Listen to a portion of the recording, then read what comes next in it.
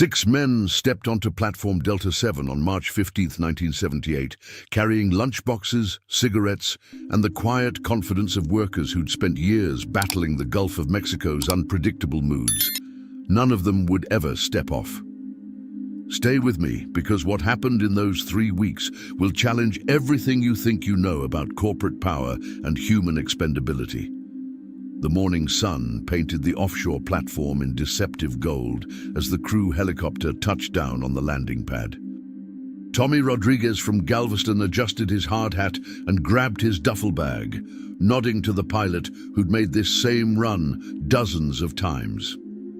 Behind him, 5 other men gathered their gear with the practiced efficiency of veterans. Big Jim Morrison from Louisiana, Quiet Carl Hendricks from Oklahoma, brothers Pete and Danny Kowalski from Detroit, and Miguel Santos, whose weathered hands told stories of 20 years working Gulf rigs. CH-1. The platform supervisor, Frank Kellerman, met them at the helipad with an expression that seemed oddly tense for a routine crew change. "Welcome to Delta 7, gentlemen," he said, his voice barely audible over the helicopter's departing rotors. "This rotation's going to be different." Tommy exchanged glances with Big Jim. Different how? In their line of work, different usually meant dangerous, and dangerous meant someone wasn't going home to their families. The platform stretched out before them like a steel island, its derricks and machinery humming with the constant rhythm of extraction. Somewhere beneath their feet, pipes drove deep into the seafloor, pulling black gold from deposits that geological surveys claimed were among the richest ever discovered in the Gulf. "Company's got some new procedures," Kellerman continued, leading them toward the crew quarters. "Special project, higher pay grade, but also higher security clearance. You'll be working sections of the platform that aren't on the standard blueprints." CH-2. Pete Kowalski stopped walking. "What kind of sections? We weren't briefed about any special project." His brother Danny nodded in agreement, both men sharing the same stubborn streak that had gotten them through Detroit's auto plants before the oil boom called them south. Kellerman's jaw tightened. "The kind that pays triple overtime and comes with a confidentiality agreement you'll sign tonight. Questions get answered on a need-to-know basis, and right now you need to know that this job will set your families up for years." The crew quarters felt smaller than usual, cramped with the weight of unspoken tensions. As the men unpacked their belongings, Tommy noticed details that didn't fit the standard platform setup: extra radio equipment mounted in corners, security cameras in areas that typically had none, and a locked section of the platform marked with warning signs he'd never seen before. CH-3. That evening, as they gathered in the mess hall for dinner, Miguel Santos pulled out a letter from his wife and frowned. "Anyone else having trouble with the radio? Tried to call home, but all I'm getting is static." The others confirmed the same problem. Communication with the mainland, usually crystal clear, was mysteriously compromised. Carl Hendricks, who'd been unusually quiet since arrival, finally spoke up. "Worked platforms from Texas to Alaska. Never seen security this tight for a standard drilling operation." He gestured toward the locked section. "Whatever they're pulling up down there, it's not just oil." CH-4. Big Jim laughed, but the sound carried no humor. "Hell, Carl, maybe they struck something bigger. Natural gas pocket, rare minerals. Companies get paranoid when there's real money involved." But even as he said it, his eyes kept drifting to the horizon, where other platforms dotted the Gulf like distant lighthouses. None of them seemed to have the same level of security, the same air of secrecy. As night fell over the Gulf, the platform's lights created a small bubble of civilization in the vast darkness. The men settled into their bunks, but sleep came uneasily. The usual sounds of the platform, pumps, generators, the constant whisper of wind through steel, seemed different somehow, as if the machinery itself was holding its breath. CH-8. Tommy lay awake, listening to the rhythm of the waves against the platform's supports, a sound that usually comforted him. Tonight, it felt ominous, like a countdown. Through the small porthole beside his bunk, he could see the locked section of the platform where work lights burned bright despite the late hour. Shadows moved behind the barriers, figures in hazmat suits, working with equipment he couldn't identify. The last entry in Tommy's personal log, found weeks later, would read, "Day 1 on Delta 7. Something's not right here. The company's hiding something big, and I'm starting to think we're not here to drill for oil. We're here to keep secrets." CH6. At 2:47 a.m., Miguel Santos woke to the sound of machinery he'd never heard before. A deep, rhythmic pulsing that seemed to come from directly beneath the platform. He slipped out of his bunk and padded to the window, pressing his face against the cold glass. In the distance, he could see lights moving beneath the water's surface, too organized to be natural, too deep to be from any standard drilling operation. CH7. When he tried to wake Tommy to show him what he was seeing, the lights suddenly vanished, leaving only the dark gulf and the growing certainty that their 3-week rotation had just become something far more dangerous than any of them had bargained for. The morning of March 16th brought an unnatural calm to the Gulf, the kind of stillness that experienced offshore workers knew meant trouble was brewing. But the real storm wasn't coming from the sky. It was already happening 60 feet below the platform, in chambers that didn't exist on any official blueprint. Keep watching, because what the crew discovers today will explain why 6 men vanished without a trace. Tommy Rodriguez found Miguel Santos standing at the platform's edge at dawn, staring into water so clear he could see the massive support pillars disappearing into the depths. "You see those lights again?" Tommy asked, joining him at the railing. Miguel shook his head slowly. "No, but look at the water. You ever see it this clear out here?" The Gulf was notorious for its murky, sediment-heavy water, especially around active drilling sites. This morning, the water was crystal blue, almost tropical in its clarity. CH1. "Gentlemen, morning briefing in 5 minutes. Frank Kellerman's voice crackled over the intercom, but there was something different in his tone. A forced cheerfulness that didn't match the tension lines around his eyes when they'd met him yesterday. In the briefing room, the 6 workers found themselves facing not just Kellerman, but 2 men in expensive suits who looked distinctly out of place on an oil platform. The taller one introduced himself as Dr. Marcus Webb from Corporate Research Division, while his companion remained silent, taking notes on everything said. "Today you'll be working the lower levels," Dr. Webb announced, consulting a clipboard that he held like a shield. "Specialized extraction procedures.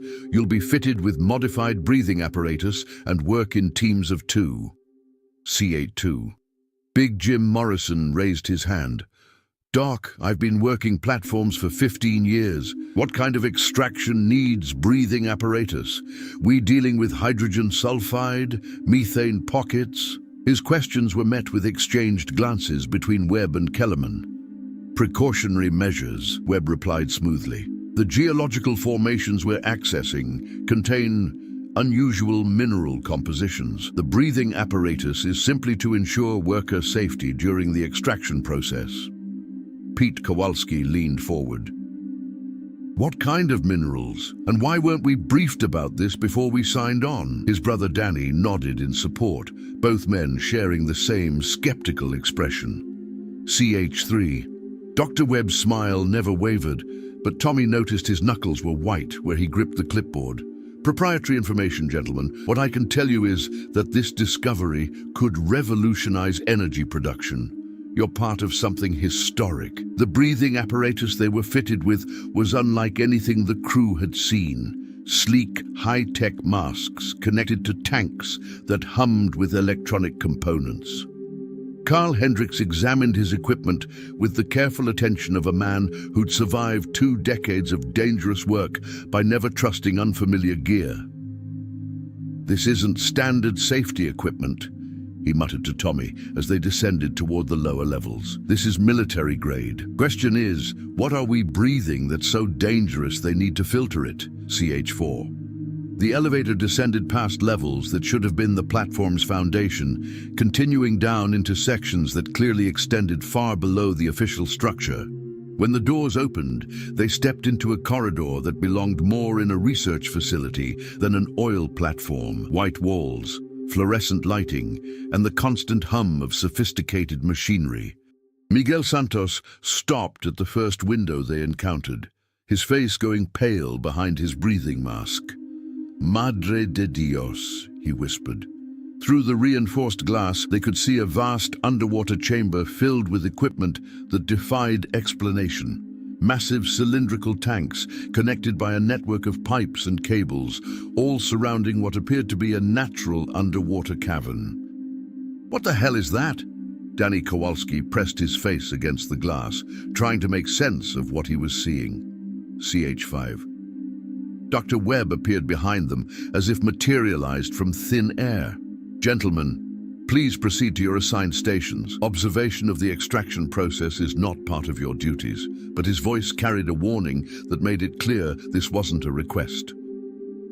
As they were led deeper into the facility, Tommy noticed that the walls were lined with monitoring equipment, displaying readings he couldn't interpret. Pressure gauges, temperature sensors, and screens showing what looked like sonar readings of the ocean floor. Whatever they were extracting, it required a level of monitoring typically reserved for nuclear facilities. The work itself was unlike anything they'd experienced. Instead of the familiar routine of drilling and pumping, they found themselves operating equipment that seemed designed to contain rather than extract. Massive pressure vessels were carefully filled with a substance that glowed with an eerie blue-green light, while technicians in hazmat suits monitored every step of the process. CH6. "This isn't oil," Carl Hendricks said quietly during their lunch break, speaking in a voice barely audible over the facility's ambient noise. "Whatever we're pulling up from down there, it's alive." The others looked at him sharply, but none of them could argue with what they'd all observed. The substance in the containment vessels moved with a fluidity that seemed almost organic. Big Jim Morrison had been unusually quiet all morning, but now he leaned forward with the intensity of a man who'd reached a decision. "I've been thinking about those confidentiality agreements we signed. Anyone else notice they weren't standard non-disclosure forms? Those were federal security clearances." CH7. As if summoned by their conversation, Dr. Webb appeared in the doorway of their break room, flanked by two security guards who definitely weren't part of the standard platform crew. "Gentlemen, I hope you're finding the work educational. Tomorrow, you'll be going even deeper." March 17th marked the point of no return for the crew of Platform Delta 7, though none of them realized it yet. What they discovered in the deepest chambers that day would explain not just their disappearance, but why the government and oil companies spent decades ensuring this story never saw daylight. Stay with me, because the truth they uncovered is more terrifying than any conspiracy theory. The descent to level sub-3 took nearly 10 minutes, the elevator carrying them so far below the Gulf's surface that Tommy Rodriguez felt his ears pop twice. When the doors finally opened, they stepped into a facility that looked more like something from a science fiction movie than an oil platform. Curved walls that seemed to pulse with their own light, and the constant sound of something massive moving through water.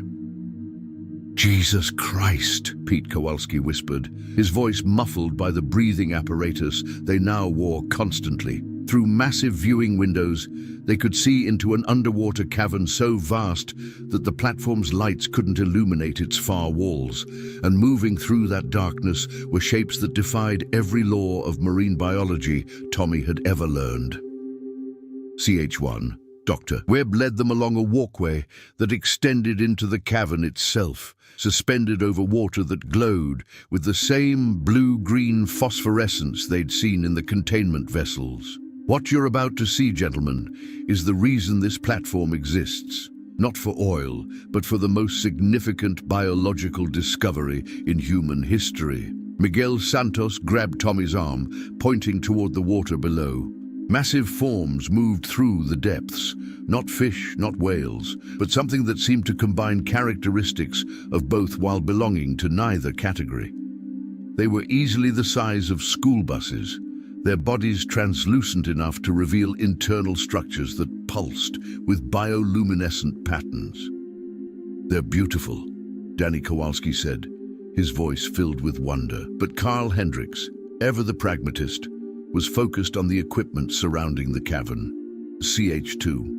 "This isn't a research station," Carl said grimly. "This is a harvesting operation."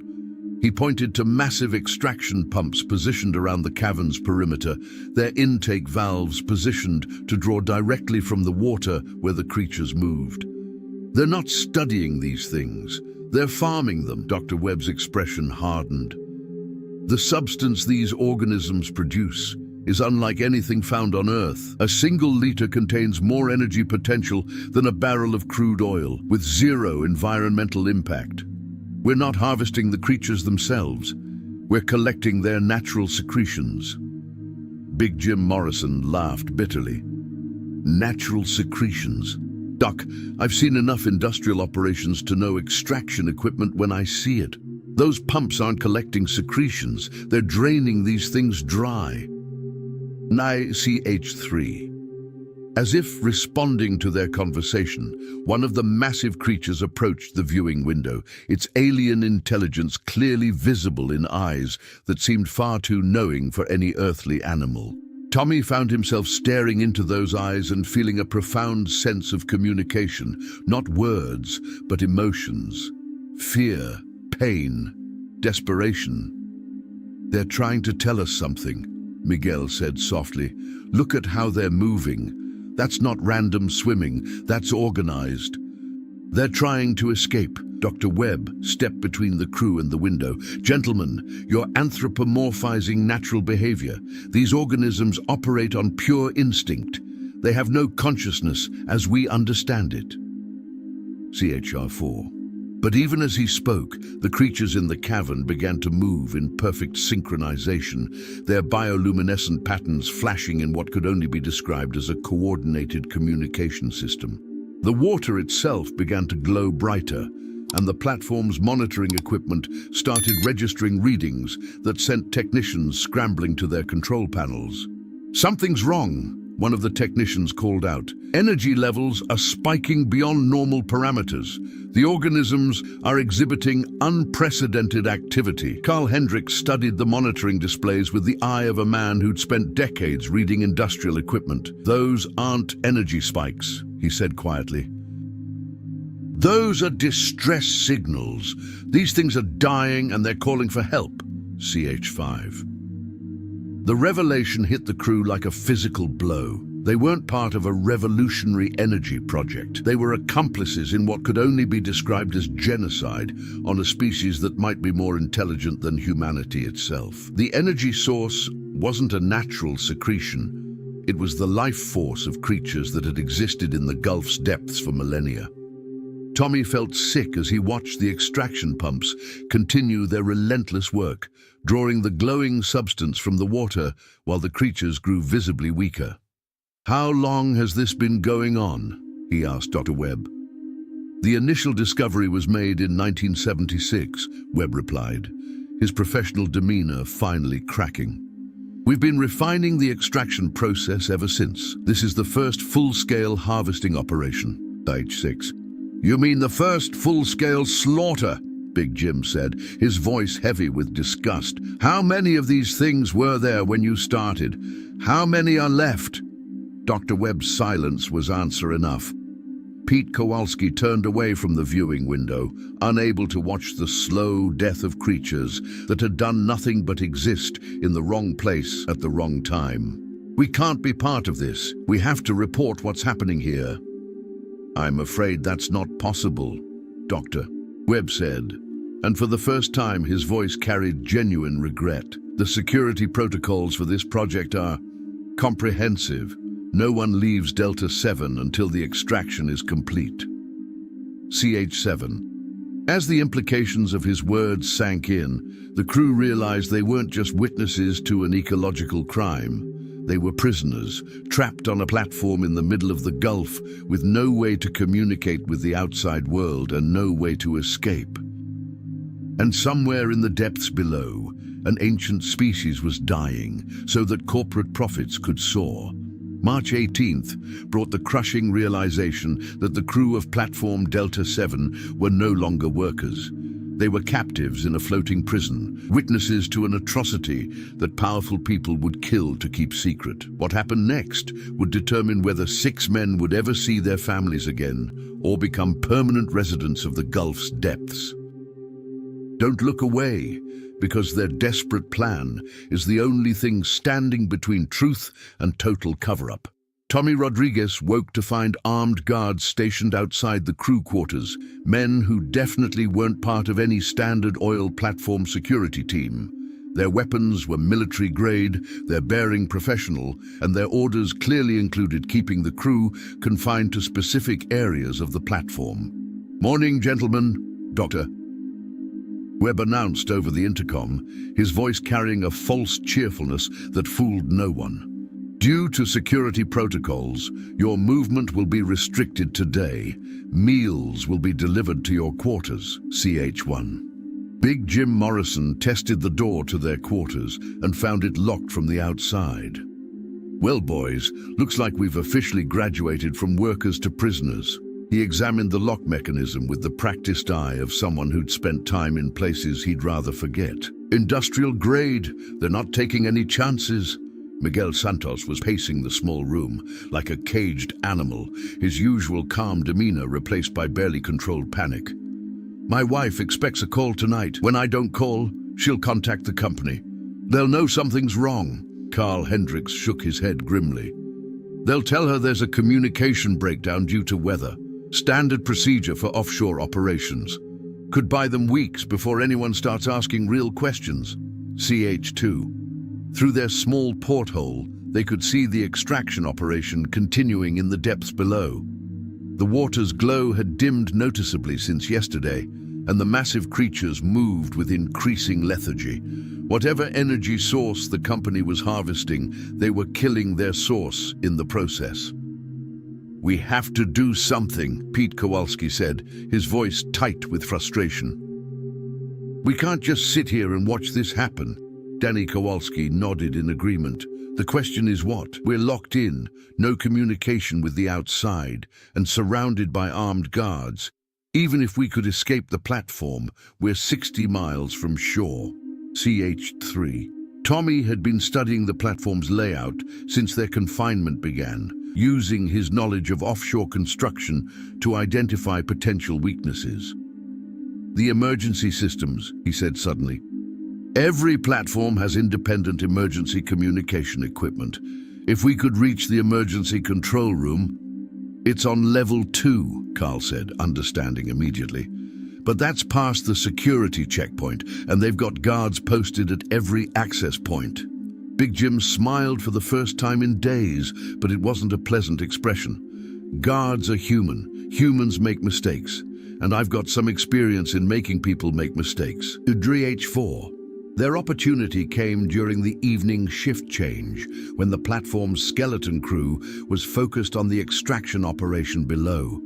Using a combination of Carl's knowledge of the platform's maintenance systems and Big Jim's more questionable skills, they managed to create a distraction in the form of a malfunction in the water filtration system. As guards rushed to investigate the apparent emergency, Tommy and Miguel slipped through the maintenance corridors toward the emergency control room. The route took them past the observation windows overlooking the underwater cavern, where they witnessed something that stopped them cold. The creatures below were no longer moving randomly. Despite their obvious weakness, they had arranged themselves in a perfect circle around the extraction equipment, their bioluminescent patterns flashing in synchronized waves. It was clearly a coordinated effort, a final act of defiance from a dying species. CH5. "They know," Miguel whispered. "They understand what's happening to them, and they're trying to fight back." In the emergency control room, Tommy's hands shook as he activated the emergency beacon and began transmitting on all frequencies.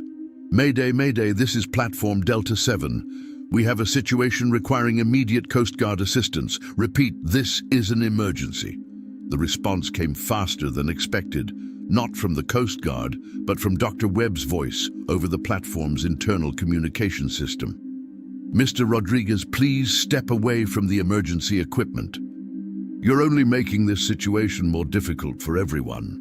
CH6. Tommy continued transmitting, knowing this might be their only chance to get word to the outside world. "This is Platform Delta 7, coordinates 28.5 north, 89.2 west. We are being held against our will.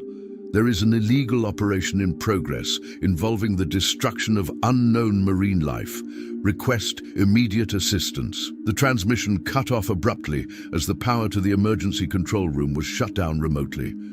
In the sudden darkness, Tommy and Miguel heard footsteps approaching, multiple sets moving with military precision. "Gentlemen, I really wish you hadn't done that." Dr. Webb's voice came from the doorway, flanked by armed guards. "Now we have a much more serious problem to solve." CH7. As they were escorted back to their quarters under armed guard, Tommy caught a glimpse of the underwater cavern through a porthole. The creatures had stopped their synchronized display and were now motionless in the water, their glow fading rapidly. Whether from exhaustion or despair, the ancient guardians of the Gulf were giving up their fight, leaving 6 human witnesses as the only hope for justice. March 19th would be remembered as the day Platform Delta 7 crossed the line from corporate crime to something far darker. With their emergency transmission detected by outside authorities, the project's architects faced a choice: abort the operation or eliminate the witnesses. The decision they made would haunt the Gulf of Mexico for decades. Stay with me, because what happens in the next few hours will explain why 6 families never got closure. The morning brought an ominous change to the platform's atmosphere. The usual industrial noise had been replaced by the urgent activity of an operation in its final phase. Through their porthole, the crew could see helicopters arriving and departing with unusual frequency, carrying personnel and equipment that suggested the project was being rapidly concluded. Dr. Webb appeared at their quarters with an expression that mixed regret with grim determination. "Gentlemen, I want you to know that none of this was supposed to happen. The original plan called for a much longer timeline, with proper protocols for personnel management." Utri CH1. "Personnel management?" Big Jim Morrison's voice dripped with contempt. "Is that what you call kidnapping and murder? Because that's what this is, Doc. You're planning to kill us to protect your secret." "The situation has become complicated," Webb admitted. "Your emergency transmission was intercepted by Coast Guard monitoring stations. We have perhaps 12 hours before they dispatch an investigation team. The extraction must be completed, and all evidence of the operation must be eliminated." Tommy Rodriguez felt his blood turn to ice. "Evidence? You mean the creatures down there, and us?" CH2. Carl Hendricks had been studying the increased activity through their window. "How many of those things are left alive down there?" he asked quietly. Webb's silence stretched long enough to be an answer in itself. Finally he spoke. "The extraction process has been more intensive than originally calculated. The organism's energy output decreases significantly as their population diminishes. We've had to accelerate the timeline." "You've killed them all," Miguel Santos said, his voice hollow with horror. "An entire species extinct because of corporate greed." "Not extinct," Webb corrected. "We've preserved genetic samples. In the future, when the technology exists, they could theoretically be recreated." CH3. Pete Kowalski laughed bitterly. "Theoretically? Like how we'll theoretically survive this? Doc, you're talking about genocide and murder like they're acceptable business expenses." Through the porthole, they could see the final phase of the extraction operation. Massive pumps were draining the underwater cavern completely, pulling every last drop of the bioluminescent substance from water that had once teemed with ancient life. The cavern itself was being sealed with what appeared to be concrete, erasing all evidence that the creatures had ever existed. "The official story," Webb continued, will be that Platform Delta 7 experienced a catastrophic structural failure during a severe storm. All personnel were lost at sea. Your families will receive substantial compensation for your sacrifice. CH4. Sacrifice. Danny Kowalski's voice cracked with rage. We didn't volunteer for this. We came here to work, not to die for your corporate cover-up. Big Jim had been unusually quiet, but now he stood up with the slow, deliberate movement of a man who'd made a decision. Doc, I've got a question for you. How exactly are you planning to make 6 experienced offshore workers just disappear? Because I guarantee you it won't be as easy as you think. Webb gestured to the armed guards flanking him. The platform will experience a catastrophic explosion at 0300 hours tomorrow. A tragic accident caused by a gas leak in the drilling equipment. The blast will be visible from shore, lending credibility to the cover story. CH5. And what about the Coast Guard investigation you mentioned? Tommy asked. They'll find evidence of the explosion, but they'll also find evidence of this facility. The underwater chambers will be completely sealed and flooded, Webb explained with the detached professionalism of someone discussing a routine procedure. The explosion will damage the platform's superstructure enough to make detailed investigation impossible. Any anomalous readings will be attributed to the blast's effects on the seafloor. Carl Hendricks had been studying the platform's structural plans in his mind, using his decades of experience to understand the implications of Webb's plan. You're not just talking about an explosion. You're talking about sinking the entire platform. That's not a gas leak. That's demolition charges, ACH6. The charges are already in place, Webb confirmed, positioned to create maximum structural damage while appearing to be the result of an accidental explosion. The platform will sink in water deep enough to make salvage operations prohibitively expensive. Miguel Santos crossed himself, whispering a prayer in Spanish. Our families will never know what really happened to us. They'll think we died in an accident, never knowing we were murdered to hide the truth. Your families will be provided for, Webb said, as if that somehow justified the crime. The compensation packages are quite generous. Your children will be able to attend college. Your wives will never face financial hardship. CH7. As Webb and his guards prepared to leave, Tommy made one last desperate attempt. Doc, you don't have to do this. There has to be another way. We could sign new confidentiality agreements, accept relocation, anything but murder. Webb paused at the doorway, and for a moment his professional mask slipped to reveal something that might have been genuine remorse. Mr. Rodriguez, what you witnessed down there represents billions of dollars in potential energy revenue and technological advancement. The people I work for don't take chances with investments of that magnitude. I'm sorry, but your deaths were decided the moment you saw those creatures. March 20th, 0100 hours. 2 hours remained before Platform Delta 7 would become a tomb for 6 men and the secret they carried. In the darkness of the Gulf, with demolition charges already armed and their executioners preparing for the final act, the crew faced their last chance to escape or ensure their story would survive them. What they chose to do in those final hours would determine whether justice was possible, even decades later. The crew quarters had become a tomb of living men, the air thick with desperation and the weight of approaching death.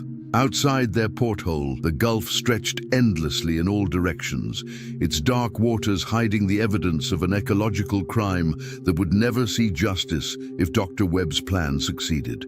Tommy Rodriguez had been working on the door lock for hours, using improvised tools fashioned from their meal trays and personal items. His hands were bloody from the effort, but the mechanism was finally beginning to give way. Almost got it, he whispered to the others. C81 Big Jim Morrison was studying the platform's emergency procedures manual he'd found hidden under his mattress, apparently overlooked by their captors. Boys, I've got good news and bad news. Good news is there are emergency life rafts on level 3.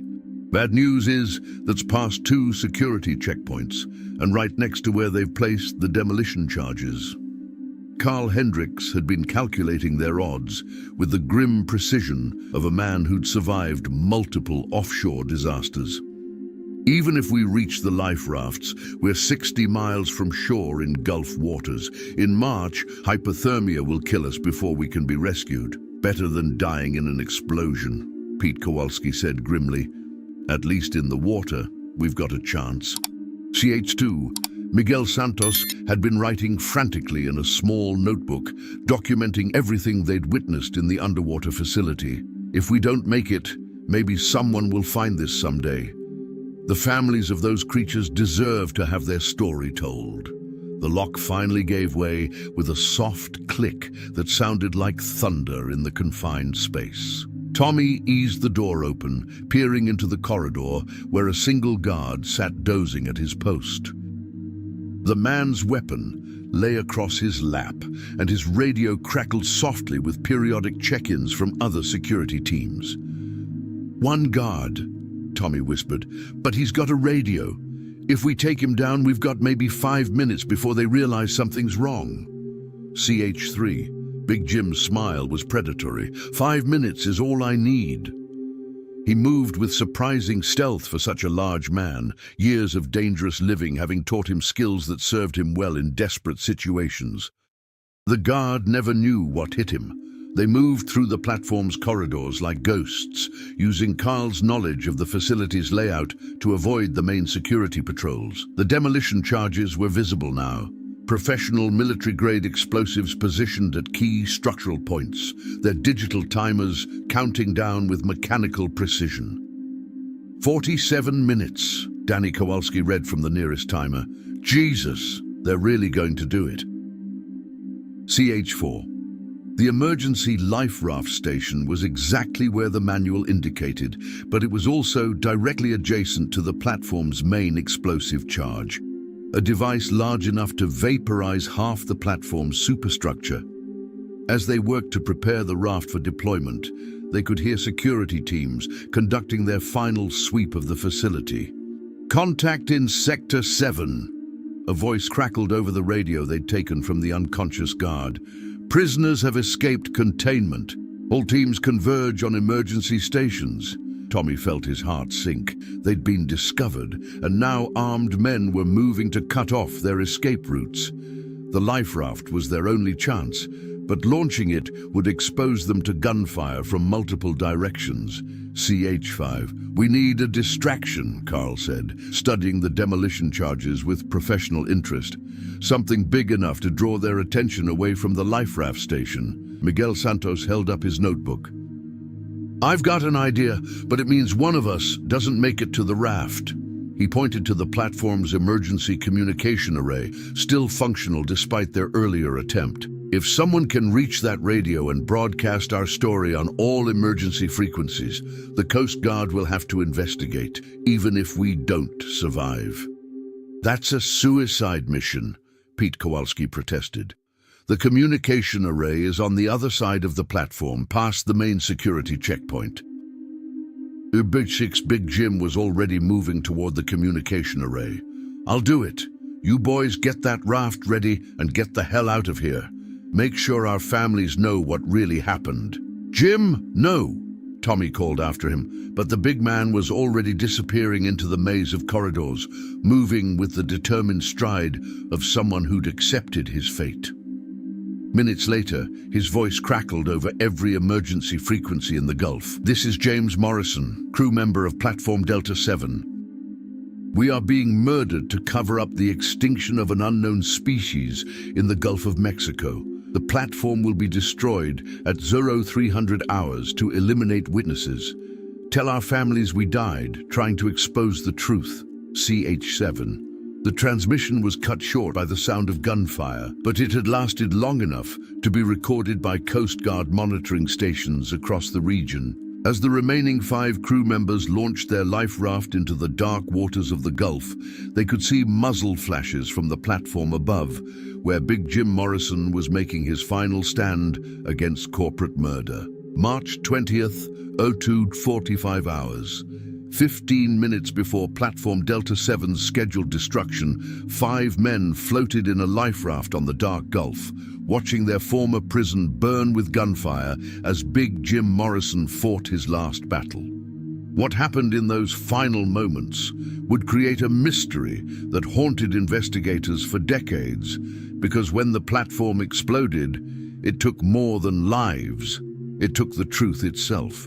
Stay with me for the shocking conclusion that explains why this story was buried for 45 years. The life raft bobbed helplessly in the Gulf's swells, carrying 5 men away from Platform Delta 7 as gunfire continued to flash from its upper levels.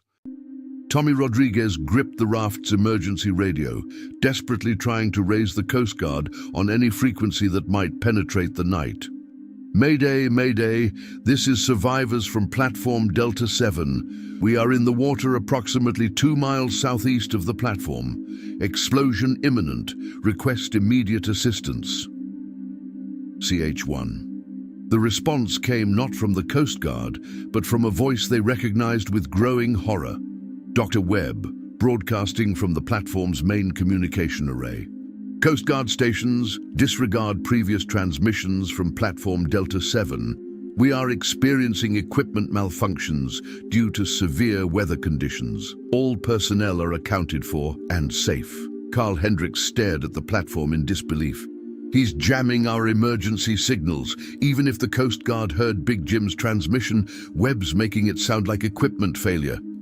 Miguel Santos was watching the platform through binoculars salvaged from the emergency kit. The gunfire stopped, he said quietly. I can't see any more muzzle flashes. CH2. The silence from the platform was more ominous than the gunfire had been. Big Jim Morrison's final transmission had lasted exactly 4 minutes and 37 seconds, long enough to detail the underwater facility, the extinct creatures, and the planned cover-up. But whether anyone in authority would believe the desperate words of a dying man remained to be seen. Pete Kowalski was studying the demolition timer on his salvaged watch. 3 minutes until the charges blow. Even if we survive the explosion, the blast wave will swamp this raft. We need to get further away, Danny Kowalski said, but they all knew the small emergency paddles were useless against the Gulf's current. They were trapped in the blast radius, witnesses to their own execution. CH3.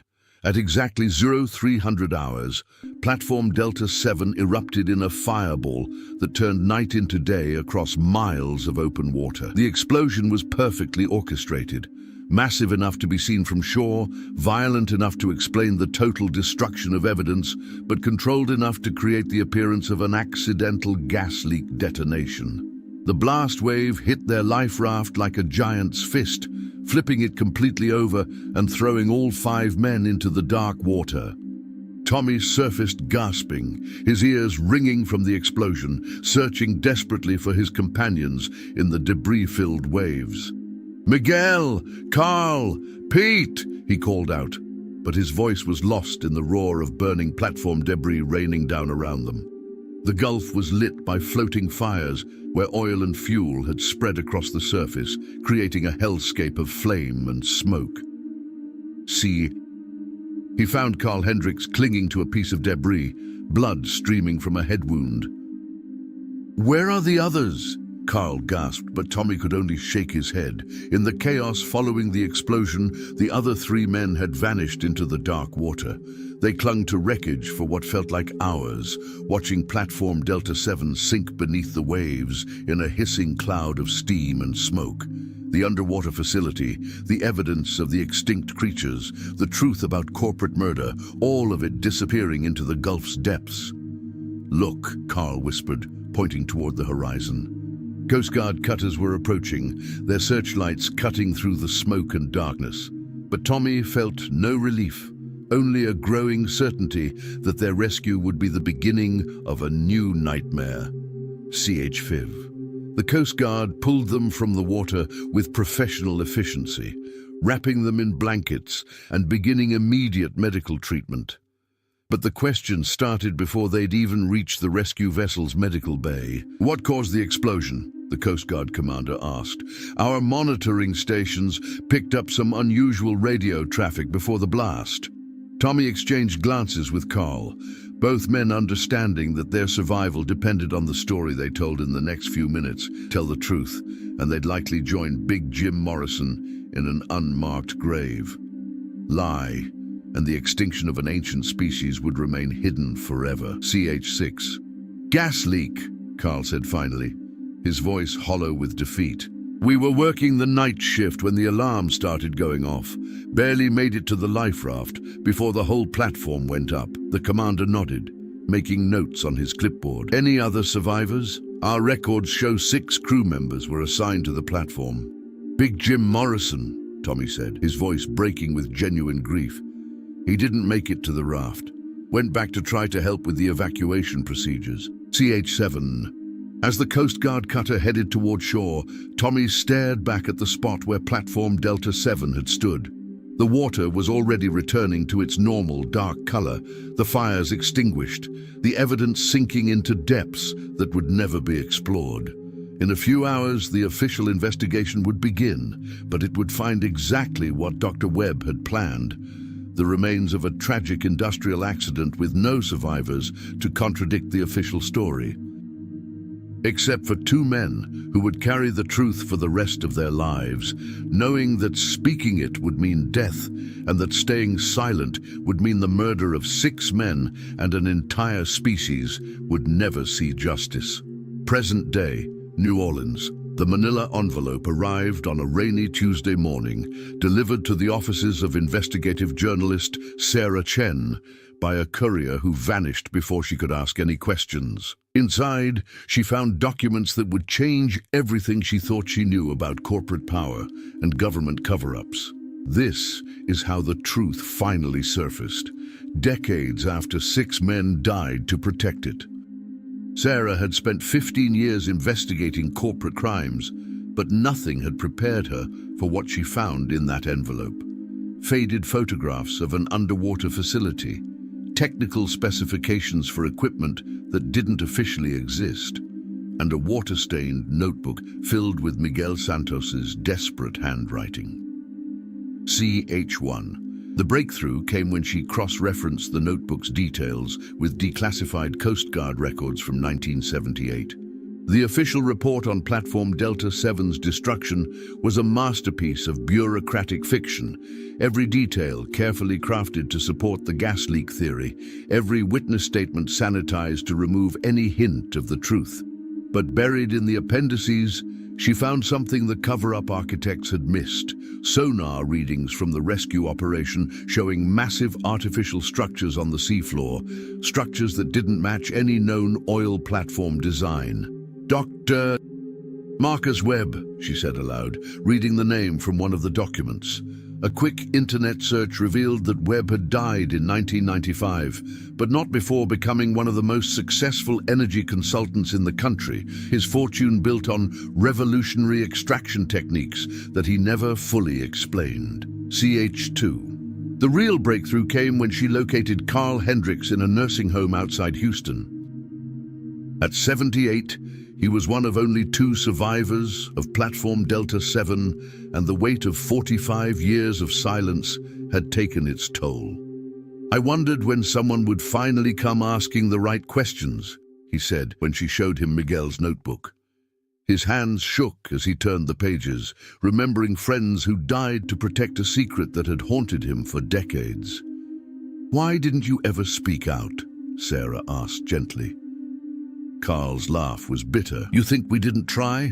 Tommy Rodriguez attempted to contact journalists, environmental groups, even federal investigators.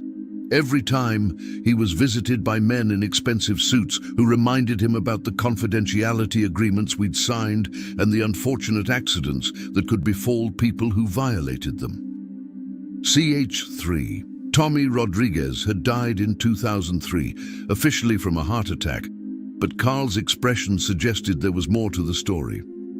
He never stopped trying to find a way to tell the truth, spent his whole life documenting everything he could remember, hoping someday someone would listen. Sarah spent months verifying the details in Miguel's notebook, using advanced research techniques that hadn't existed in 1978. Satellite imagery from the period showed unusual activity around Platform Delta 7's coordinates. Geological surveys revealed anomalous formations on the seafloor that matched the descriptions of the underwater caverns. Most damning of all, she found financial records showing massive payments from Webb's consulting firm to the families of the 6 victims of the platform explosion. Payments that continued for decades, far beyond any reasonable insurance settlement. CH4. The final piece of evidence came from an unexpected source, a former Coast Guard radio operator who had kept personal recordings of all emergency transmissions from March 20th, 1978. Big Jim Morrison's final broadcast had been preserved on a reel-to-reel tape that the operator had hidden in his attic for 45 years. "I knew something wasn't right about that whole situation," the retired operator told Sarah. "The official story never matched what I heard that night." But back then, you didn't question orders from above. The recording was clear enough to be analyzed by modern audio forensics, confirming not only Big Jim's account of the underwater facility, but also capturing the sounds of the creatures he described. Haunting calls that marine biologists confirmed belonged to no known species. CH. Sarah's investigation revealed that Platform Delta 7 was just the beginning.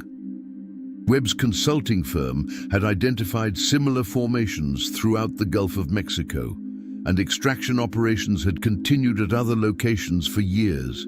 The energy crisis of the late 1970s had provided perfect cover for the systematic extinction of what might have been the most intelligent species ever to inhabit Earth's oceans.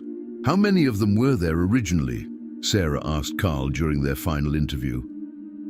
"Miguel estimated thousands, maybe tens of thousands," Carl replied. "They'd been living in those deep caverns for who knows how long, and we killed them all for fuel that lasted maybe 6 months." CH6. The story Sarah published sent shockwaves through the energy industry and government agencies that had spent decades protecting the secret. Congressional hearings were announced, criminal investigations launched, and families of the Platform Delta 7 crew finally learned the truth about how their loved ones had died. But the creatures themselves were gone forever, their ancient wisdom and alien intelligence reduced to a few faded photographs and the desperate testimony of dying men. The Gulf of Mexico continued to produce oil and gas, but its deepest secrets had been drained away, leaving only empty caverns and the ghosts of what might have been. CH7.